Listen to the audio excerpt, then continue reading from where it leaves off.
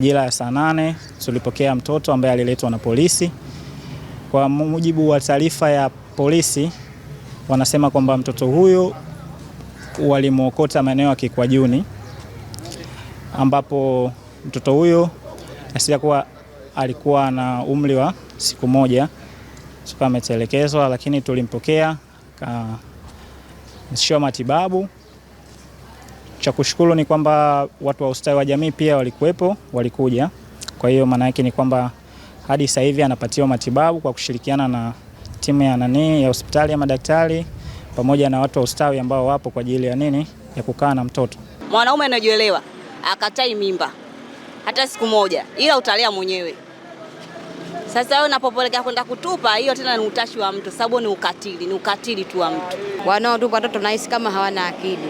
Kwa sababu kama kweli wewe umebeba ujauzito wa miezi 9, unajifungua kwa uchungu, alafu ukamtupe mtoto wako kweli? Mtoto huyu ameokotwa katika mazingira ya kichaka ambayo tunasema kulikuwa kuna miasumini.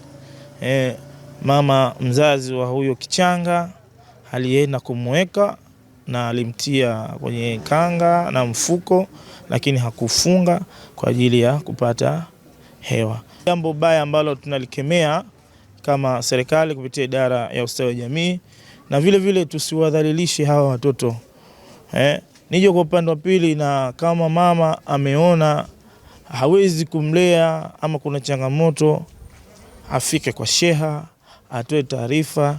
Sheha ataonana na afisa ustawi wa wilaya ama atafika katika idara za ustawi wa jamii kwa ajili ya kuona tunampa hifadhi huyu mtoto kuliko kumdhalilisha.